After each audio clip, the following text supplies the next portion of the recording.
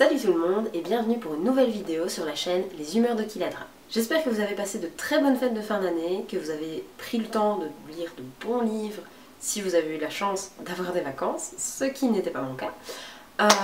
Mais voilà, je trouve que la période hivernale, c'est toujours un bon moment pour se mettre sous un plaid avec pas forcément une boisson chaude, mais en tout cas un bon bouquin. Alors même si je suis très en retard, je vais vous faire un petit update lecture de ce que j'ai lu au mois de novembre. Mes lectures de décembre en fait vont se trouver dans une vidéo à part, vous allez très vite comprendre pourquoi. Mais donc je vais vous parler des 4 livres que j'ai lus au mois de novembre 2016. On entre tout de suite dans le vif du sujet avec Carrément Craquant de Erin McCarthy.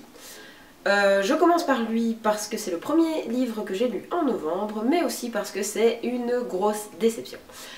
C'est une romance, c'est un j'ai lu pour elle. Jusque là, rien pour me freiner dans mon élan, puisque j'aime bien les romances. Même si, voilà, il y a toujours un schéma un peu cliché, ça ne me dérange pas vraiment, je sais à quoi je m'attends quand j'attrape une romance, et justement, je cherchais une petite lecture détendante et pas prise de tête.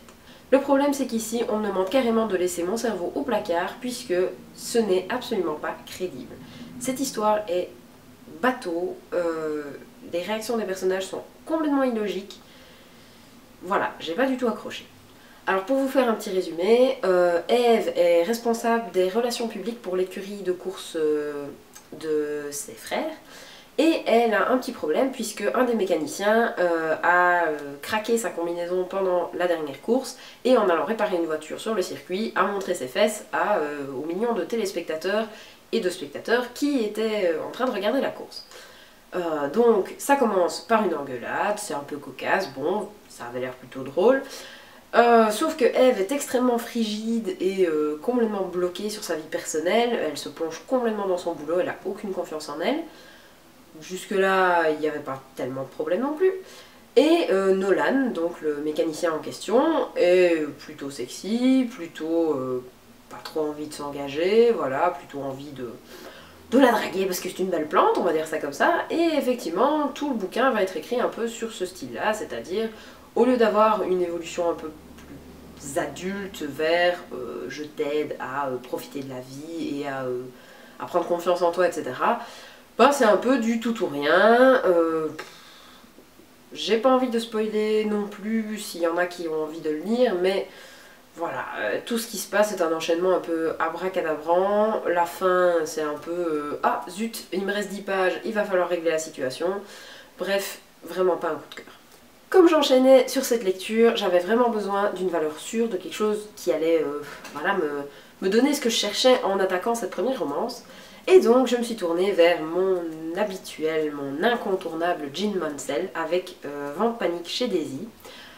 C'est exactement le genre de livre que j'adore. Les personnages au début s'entrecroisent sans qu'on sache très bien pourquoi. Tous les liens qui les relient vont soit se tisser au cours du roman, soit être révélés à la fin du roman. Et voilà, moi les livres où les personnages s'entrecroisent, etc., je pense que je l'ai déjà dit, j'adore ça. C'est un peu un livre à la Love Actually en quelque sorte. Toute l'histoire ici va se passer dans la campagne du Gloucestershire. Dans le manoir Colworth Manor, plus exactement, qui est tenu par Daisy, qui est une jeune veuve, et tout autour de Daisy vont graviter des personnages assez hauts en couleur.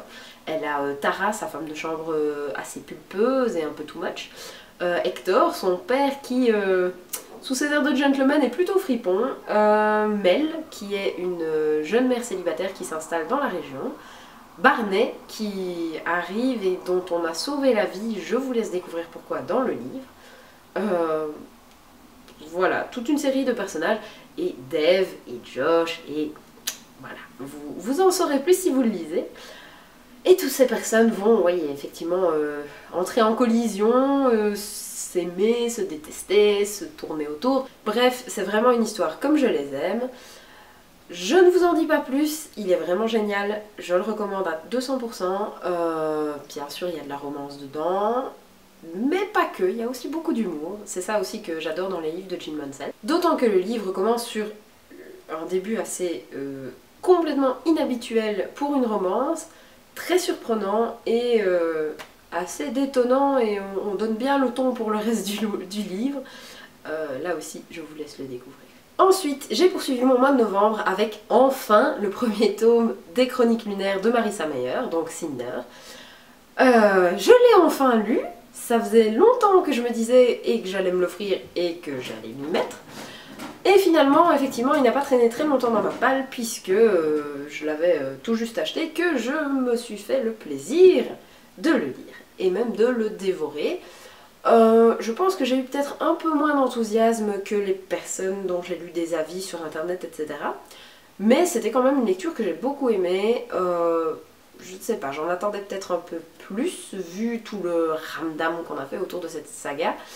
Mais voilà, je me dis que ces avis étaient souvent écrits après 2-3 tomes de la saga. Donc je lui laisse complètement sa chance. Le tome 1 ne m'a pas déçu du tout. Donc voilà, j'attends juste peut-être le petit plus que je n'ai peut-être pas ressenti et que d'autres ont ressenti et ont livré dans leurs chroniques. Voilà, simplement une très très chouette lecture. Donc pour ceux qui ne savent pas de quoi parle ce livre, Cinder est une réécriture de Cendrillon version très très moderne. Ici on est sur la planète Terre mais avec d'autres personnes sur d'autres planètes. Je ne vous en dis pas plus. Et Cinder, donc l'équivalent de Cendrillon, est en fait mi-humaine, mi-cyborg. Elle est mécanicienne à New Beijing, qui est la ville où se déroule l'action. Et il va lui arriver des choses plutôt imprévues pour une simple humaine cyborg. Je vous laisse découvrir quoi. Enfin, j'ai terminé mon mois de novembre avec Rouge Rubis de Kirsten Gier. Si vous avez un tout petit peu suivi, je ne sais plus si je l'ai dit dans mes autres vidéos, mais je faisais la traque au livre de cette trilogie, donc la trilogie des gemmes, parce que tout simplement je déteste les livres à couverture de film, affiches de film, donc je voulais les couvertures originales, ce qui est devenu presque mission impossible, mais j'ai finalement les 3 tomes en ma possession, avec la couverture originale, donc je suis aux anges, et j'ai lu donc le tome 1 pour le moment. J'avais commencé le tome 2, mais le mois de décembre a été un peu chamboulé, vous saurez pourquoi très bientôt. Donc voilà, j'ai lu le tome 1 de Rouge Rubis. Que vous dire sur ce roman? Eh bien je ne vais pas vous en dire beaucoup en fait, puisque la 4e de couverture reste très mystérieuse, donc je vais laisser le mystère entier. Mais donc, il y a un film qui est sorti, vous l'avez peut-être déjà vu.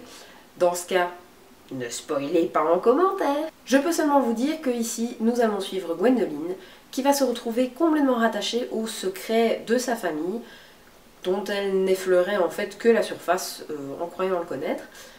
Et elle va se retrouver dans des situations, disons-le, assez compliquées pour une adolescente. Et elle se retrouve mêlée à un secret qui non seulement concerne sa famille, mais aussi l'avenir de l'humanité, si j'en crois ce que j'ai lu jusqu'à présent.